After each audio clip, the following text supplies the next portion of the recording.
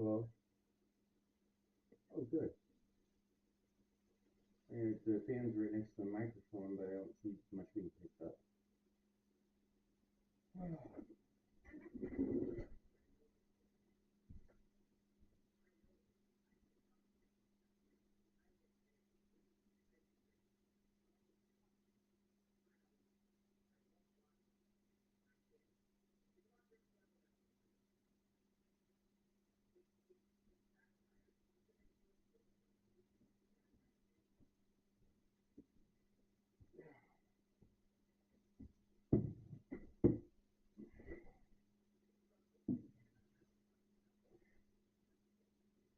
All right. Just trying to figure something to do.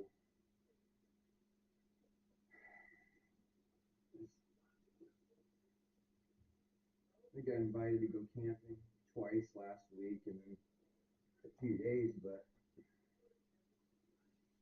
for weeks I thought I was gonna be. I didn't know where I'd be at this point.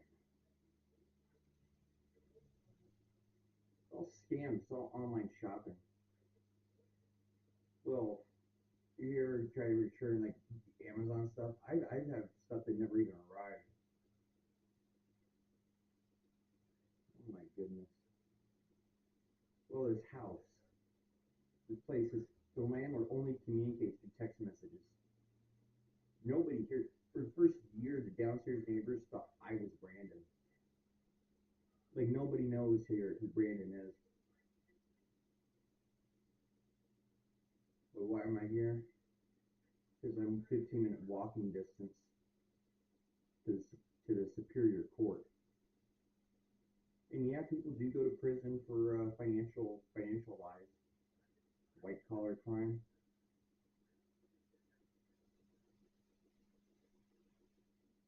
So the book I got, The American Soldier, General Tommy Franks. Back in World War II, I have a bunch of newspapers from the 40s. Got them at a got them at an antique store. And it's really interesting. They're the generals on our front pages. Even 30 years ago, well, in 1990, 35 years ago, 91, like 34 years ago, you see General Norman Schwarzkopf and Colin Powell on TV every day. Oh, it was full. People knew who the generals were. Now I wonder if they have enough House Appropriations Committee. Well, see, it's one of those games of musical chairs. I have a lot of people upset with me. They're worried they might lose their disability benefits.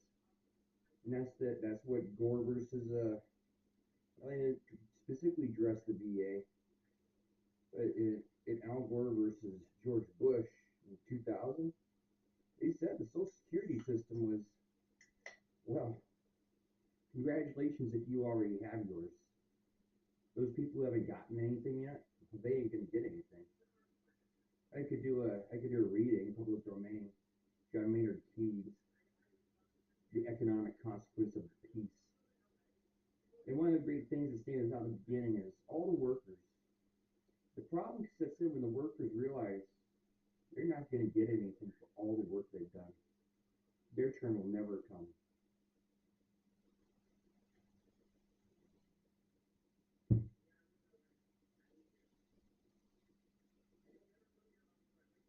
Hmm.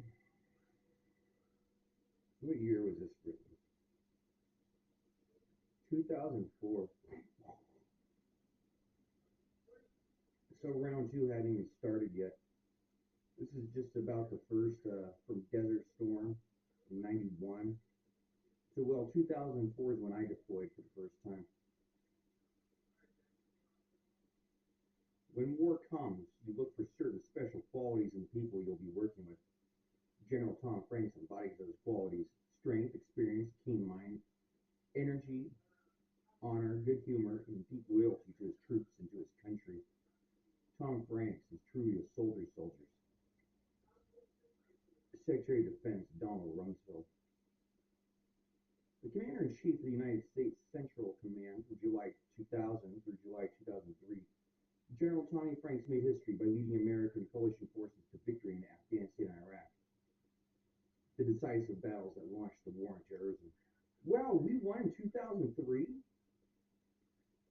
that's when George Bush landed, mission accomplished, huh?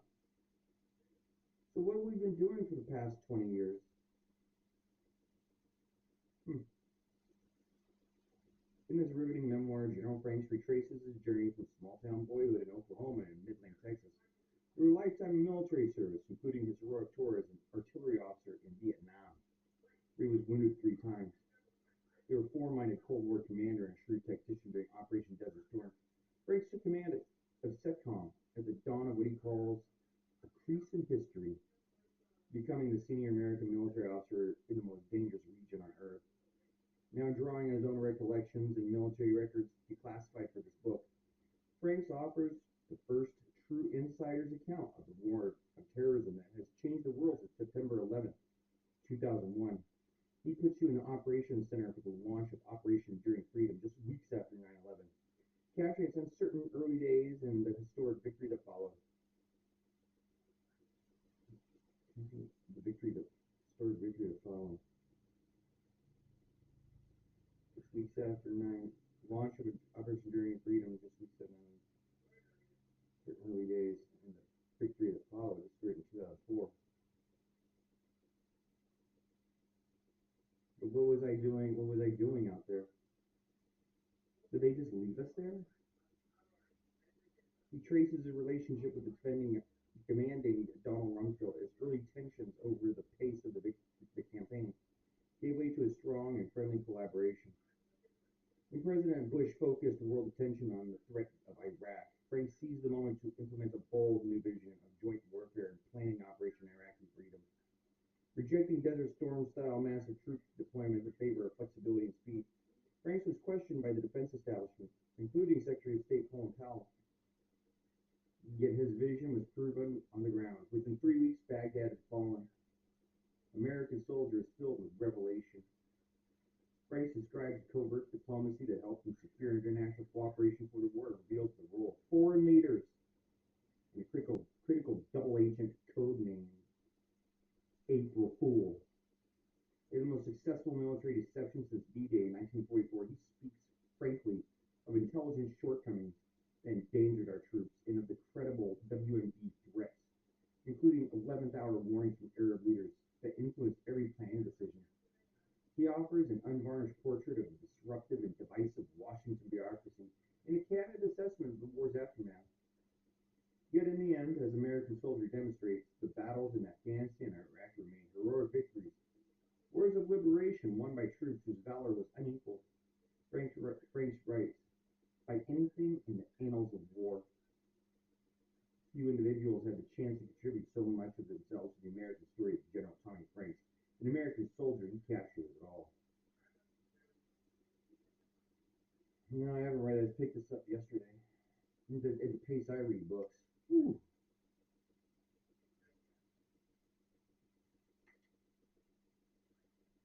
It's kind of interesting. So I can open up to just random pages.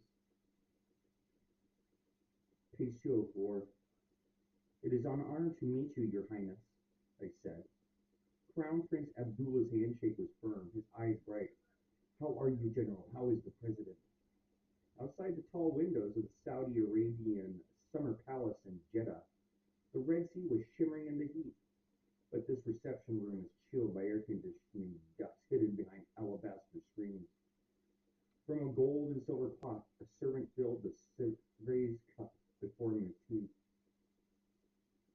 It was the 10th day of my trip, the fourth country I had visited. In Kenya, I had learned of that nation's recent history of drought and natural disaster.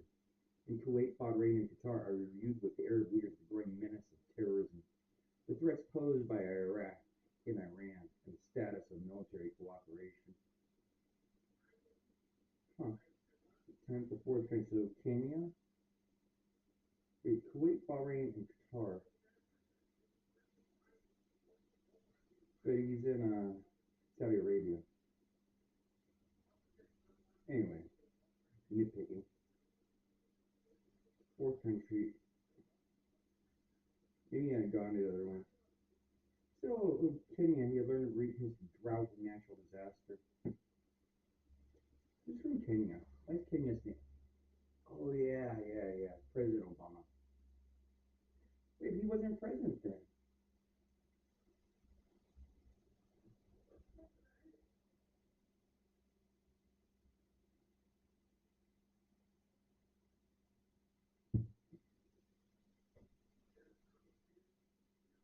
I don't know if I have much to review about this book. It's just nice sitting here in front of me. Well, since this was published, oh, there's a little thing in here. General Tommy Franks retired from the Army on August 1, 2003. Commissioned as second lieutenant in 1967 as a distinguished graduate of the Artillery Officer Candidate School, Fort Sill, Oklahoma. He was assigned to the 9th Infantry Division, Republic of Vietnam. He also served as assistant division commander during Operation Desert Shield, Desert Storm. General Franks has been awarded 3 Defense Distinguished Service Medals, 2 Distinguished Service Medals, and 4 Legion of Merit awards. His other decorations include 3 Purple Hearts, 3 Bronze Stars, an Air Medal, and an Army Commendation Medal, all with a B for valor. In 2004, he was named a Knights Commander of the Order of the British Empire. 2004, he was named a Knight Commander of the Order of the British Empire. General Franks lives with his wife, Kathy, in Tampa, Florida. Hey, pretty open.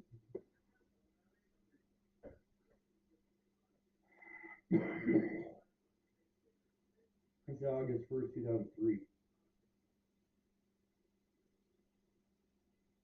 Let's see, where was I? August 1st, I was still in New Orleans. He has a nice little section here. I was skimming through it last night. He talks about the guys who would keep diaries of their days. People who keep diaries. Oh my goodness. See, I don't know what I was doing that day. Maybe I was on vacation. Maybe that because maybe I came back on a Sacramento for vacation. I don't remember that exact date.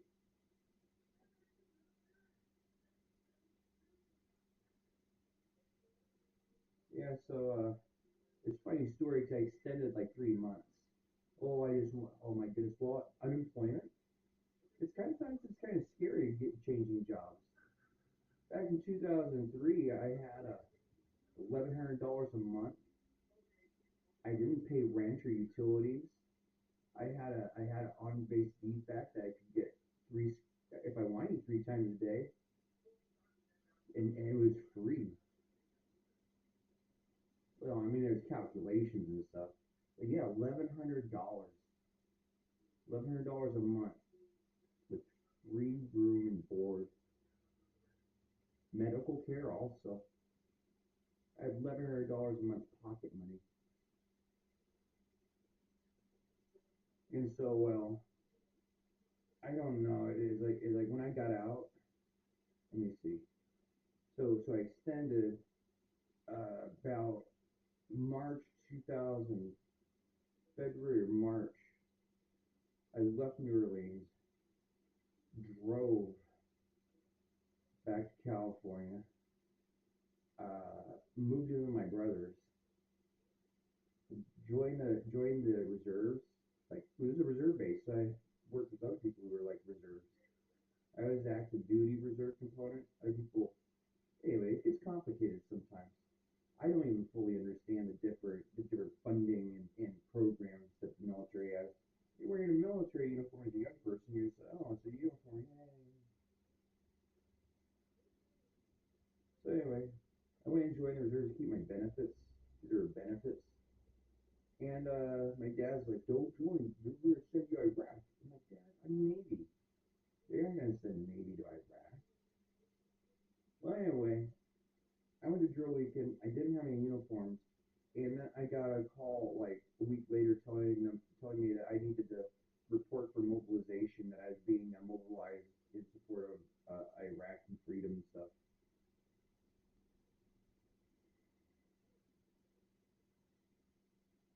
So away I went. I was back in my hometown. I was going to get an apartment, like try to go to school and my GI Bill, stuff like that. Away I went. 2004 to Al-Assad. I may have missed here. Baghdad, Baghdad, Stanford, Al Jazeera, Al Sahab. Like, they don't have Al-Assad. I did see a Mazar Sharif, the AIDS epidemic, 2008. I mean, 200 picture 8.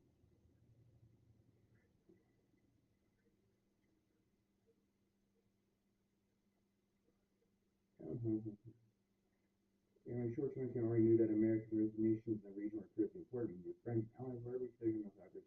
Especially the sitcom Jerry responsibility. So you're just talking. Mm-hmm. In other words, the regional combatant commands depended on the Title X community, the separate armed services branches for troops and weapons in all the traditional bulletin beams needed for military operations, and the Title X service chiefs could be inflexible beam counters. Title X community. X. X. Uh-huh. Walking the Pentagon E-ring, I stopped and made a note to tell my staff when I returned to Tampa. The services need to think about their true relevance to the world in which we live. Famine and drought in East Africa, the AIDS epidemic on that unfortunate continent, the stagnant economies across so much of our area of responsibility, as well as the environmental degradation spreading to the region. Every one of these problems a grave was as grave a potential threat to America's national security as hostile military forces. The service chiefs would need to start thinking along these non-traditional lines. Famine, drought, in East Africa, is that Kenya again? The AIDS epidemic on that unfortunate continent, the stagnant economies. AIDS. AIDS is a national security threat. Well, I remember when I was contracting, last few years of contracting, they make us get HIV tests.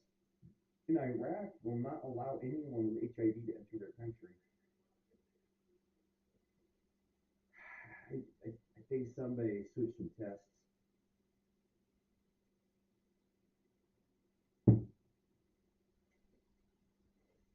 Now, having gone through like the Navy and high school sex ed, I know how AIDS is spread. You want to know how to not get AIDS? Very simple, but it's probably gotten a lot of people canceled for saying the simple truth.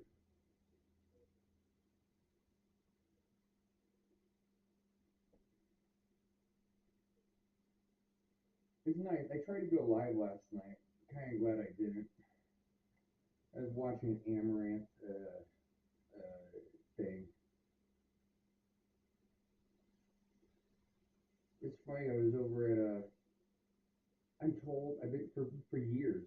My brother told me. Other people told me that instead of making things worse.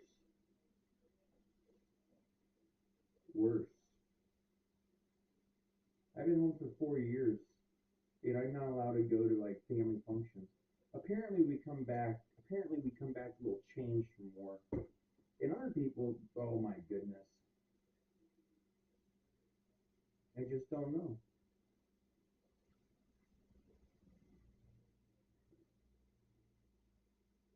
My friend here is trying to talk to me about I could save money by moving to a less expensive apartment. I'm like, you don't get it.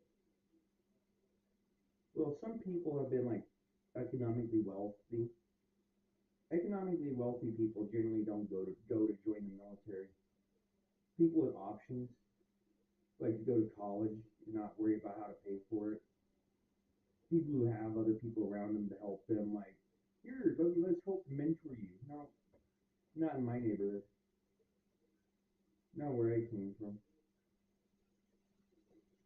I think most of my neighborhood are what you call what most Americans call criminal drug runners, drug cookers.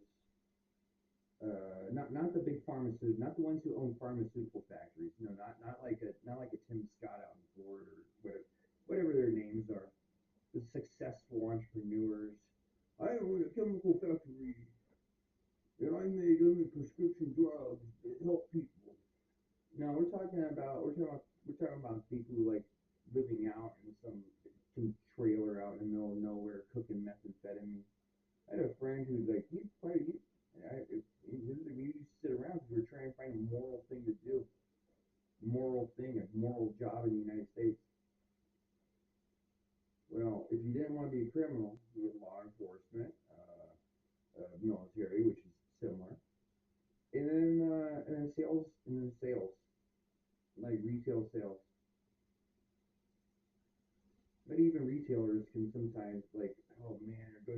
debt buying this television they don't need. Still, nevertheless, well, the mortgage was a big one. Oh, the mortgage, the real estate market. Well, anyway, he looked at these, he looked at the mortgages they're writing and realized that he's just entrapping people into debt bondage. You know, he's been very successful in real estate, and he realized he was getting people into debt bondage. He was convincing people to make bad economic decisions, and so they cashed out, sold out to his partners, and he sat around, talked about flat Earth, freaking hollow moons, man, spaceships, aliens, just anything to keep ourselves entertained in the existential crisis. And he told me because I was having problems. I was just really upset. I was blaming meth on everything. My family problems, my brother's unemployment. They weren't eligible for the military. Well, one of them, he made some good decisions to stay home. I tried to convince him to leave home, but he stayed and took care of my dad and his brother, our brother. Still, when I moved in with my brothers, there was, oh my goodness, the pot smoking.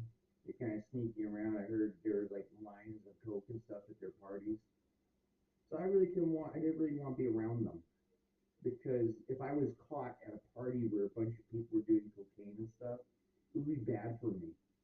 And I also sent money back to pay rents and mortgages and help out in emergencies. But it wasn't not helping. But I needed to keep a clean lifestyle in order to keep my job. So he told me. So I was just, but he was telling me he did nothing once for like a week.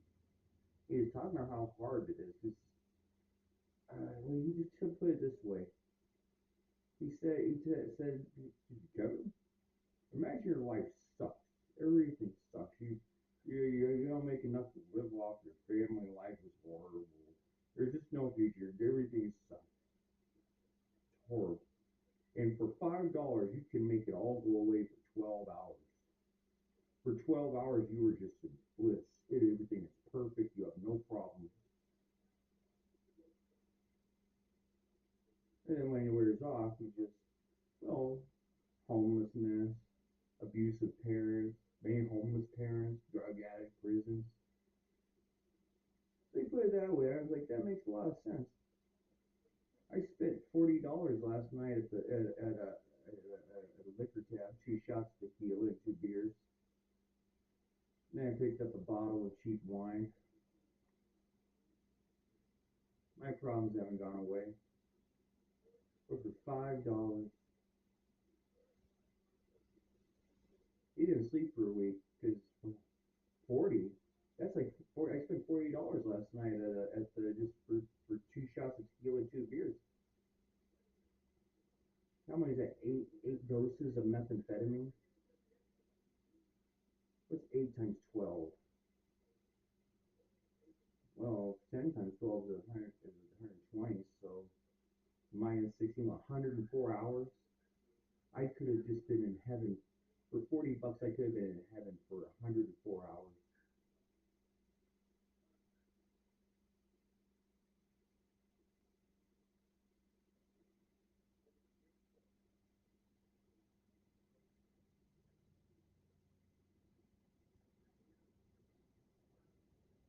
Yeah, I'm uploading a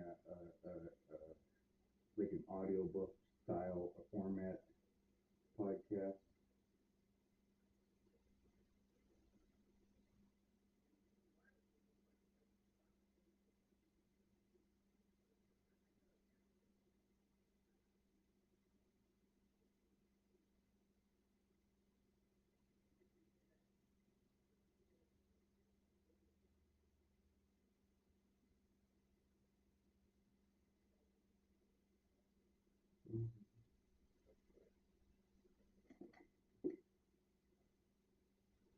If you want to, you looked around.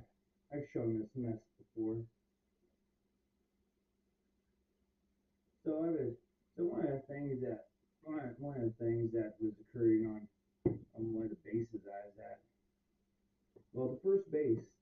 base I arrived at, it was Olive Sod 2004. When did we get there? Did we get there? We trained for 30 days.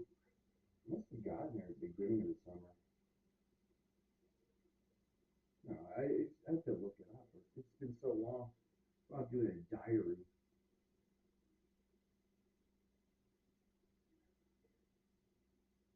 Well, there was we was walking around.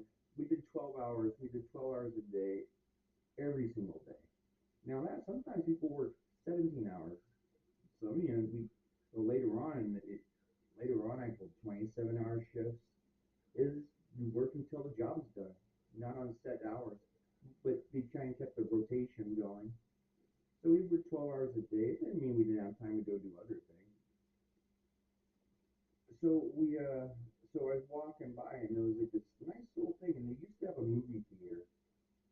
I think they used to have a movie theater. They had the 2003. They set up this well stuff for soldiers to do so they could feel a little bit normal. Well, apparently they had a what was called Fresh Relax, the Fresh Relax spa, and so the contractor who was running the Fresh Relax imported what you can refer to as prostitutes, hookers. And they said that, and it was one of the things in the military that try to look the other way because that's military.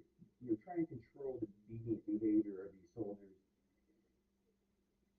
and you give them a stress outlet. Well, they had lines waiting.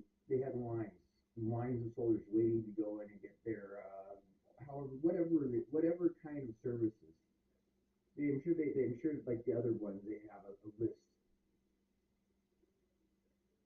from basic services to what they call full body. Then we shut down when I got there. And yeah, he said it was the line was so long and it was such an embarrassment that it was so open. That it was so open prostitution on base.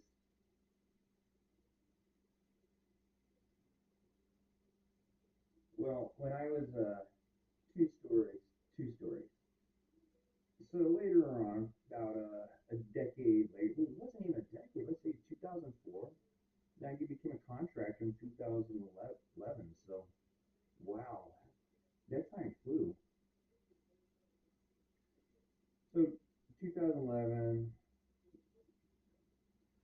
I left. I did 6 months.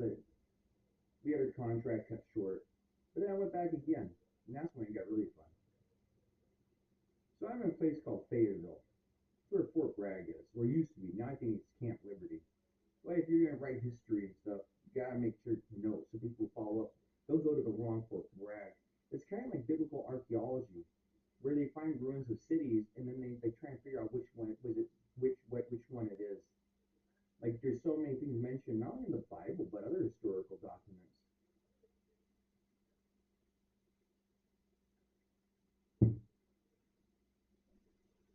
And so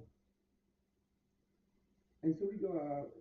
I like to stay within walking distance of the hotel. They have pretty nice little sports bar to drink at flirt with the waitresses. Well, you gotta understand demographics of a town like that.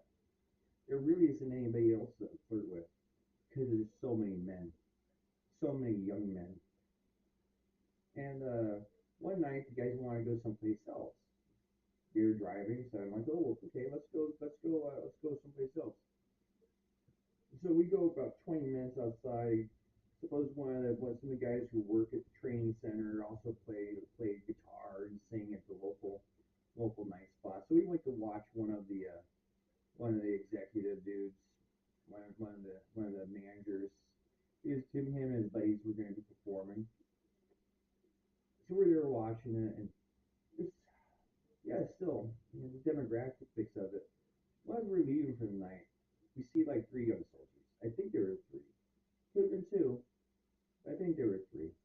And they were walking out. These guys are in their early 20s, if not like 19. I think they were about 20. Well, no, it was a bar, so they had to be 21, 22, 23. But they fit that look. And they were walking out hand in hand after getting so slobber drunk. and the women they are leaving with, let's see, I'm almost 50 now. I think they were older than me, and I was, yeah, they were in their 50s. They're in their 50s, and they looked the part. Well, they're divorced women, divorced older women, or older women, but they think they're divorced women. But to be in a town where you have 50,000 young, hard, rock body, like young men who just do, oh, just to get a woman. That's why they're so happy. Because there weren't no women around there for single guys. Well, I'm sure there were.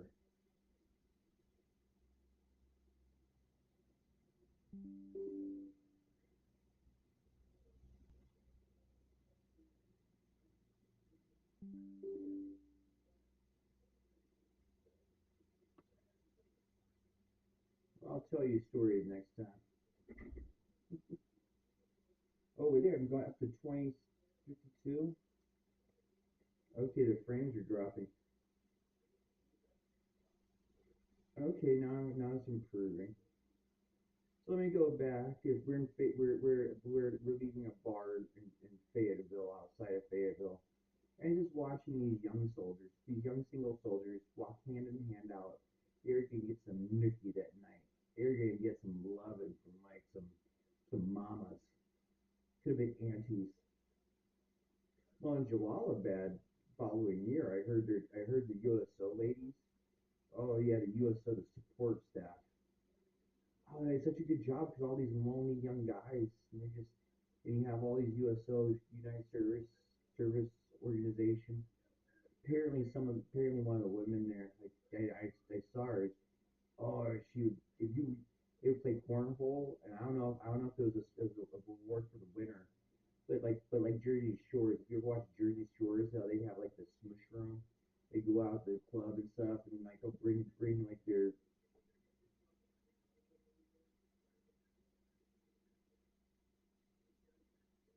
well, this middle aged woman had a smush room where she'd take her like 20-year-old conquests in. And I came to the conclusion that's what's wrong in my life is that there are so many 50-year-old, 60-year-old women just smashing high schoolers. They're the ones who are keeping. I'm not the only one who's at the family get togethers. More and more, I'm seeing disheveled guys who look like Brett. Is that my cousin Brett? Hey Heather, holy, is that Jason? I thought Jason had a house in Draper with his wife Hillary. Oh, if you ever saw my cousin Heather back 10 years ago, when I was having like real problems, I was looking for the hot woman. She was a pretty good looking woman. I was looking for a pretty good looking woman. I'm not gonna lie, you guys attracted. Just the red flags there. So anyway, things fall apart, and I have like this. And my cousin, who's about 5 years older than me, I think she's about 5 years old. No, because she was no, 5, 6 years older. Well, and her and her husband, they're called dating, still want to no kids, but they help out the rest of the family who has kids and can't afford them. So I like them, and they're like they're middle aged people, and they still drink and they still have fun. Real estate deals and Sam. So so Heather gets over, and she has her mom is like, oh my goodness, Sam's supporting his mother-in-law. He always had what you call stress because he didn't know how poor the family was that they married into. He didn't realize how poor we were. So on my side of the family, well, my aunts live. My aunt is living with them. His mother-in-law, the same person. My aunt is his mother-in-law because his wife is my cousin from that aunt. Well, it's like a different generation. I heard stories about my aunt and how hard she worked to support the number of kids. And all I've never met Mac, but I hear that but all we know about her husband, the father of her children, is that he was a real POS. That's all anybody ever says about Mac. Mac is a, so anyway. Here's something's going on in 2015. Because she gets down, she starts twerking and working it. Oh yeah, a few years before, she had gone to a different city,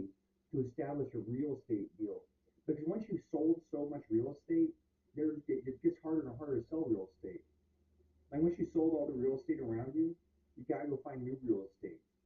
And if you think about how long this real estate, that's one of the things about 2011.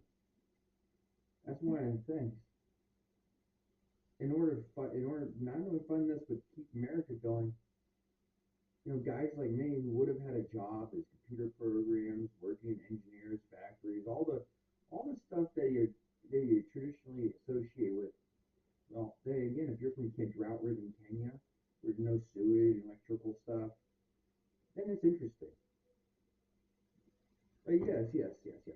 So I would sit at home. I was visiting, and I'm home with my cousin's husband, and she's not calling. And I've heard this before. 2011, I met this guy. He was from Oklahoma. And he told me a story about he had done 20 months in Baghdad. He'd done 20 months in Baghdad. And he was saving up money to catch up, pay their bills, like fund a retirement and everything. And he would talk to his wife like pretty regularly, and they have scheduled phone calls. And then all of a sudden it'd be later and later. He'd call up. He's like, 'cause he didn't hear from his wife, and the kids like, oh, she went out. They have four daughters, four adopted daughters, and mommy's going out. I mean, he's been in Baghdad 21, so women get lonely. So mommy's going out. She's not answering. She's not making the phone calls. He's suspicious. Well, one day, mommy runs away. 25-year marriage. Mommy runs away with a younger man that she who is a nurse orderly at a hospital, going out at the clubs, doing pills together. All these middle-aged women. Now, mind you, that was 2011.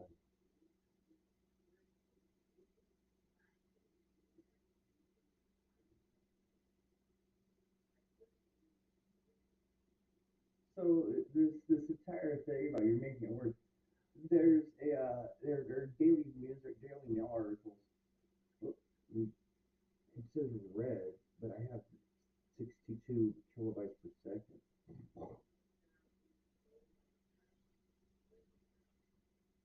So this is gonna be cool because this stuff gives us a sense of purpose and meaning. When we're out there soldiering, we're out there fellow guys.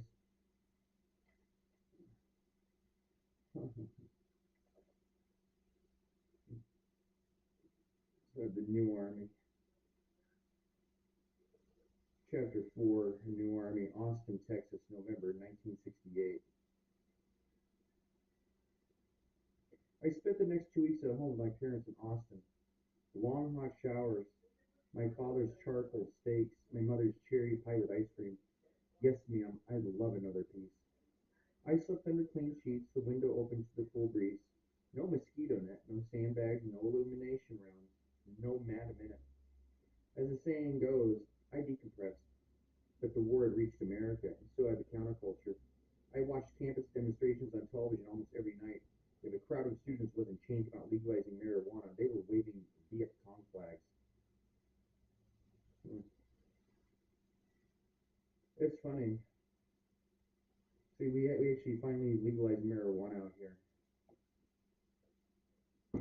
And decompressing, I wonder. 2004, I had a lot of guys who they were excited to go because a lot of them were out of work welders, out of work steel workers from Pennsylvania. A lot of them, most of them were older than me. And I wonder how many of them found themselves in my situation. I didn't have a family to go back to decompress. It was straight to the freaking Antifa revolutionaries. I've been attacked physically multiple times. Multiple times. I don't know what the training of these cells are. These kids point their fingers, and all of a sudden you have mob attacks. Everything. And by walking down the street, It's like this game to antagonize people, to instigate a fight. So you can pull out the cameras, put it on the news. I'm gonna sue you.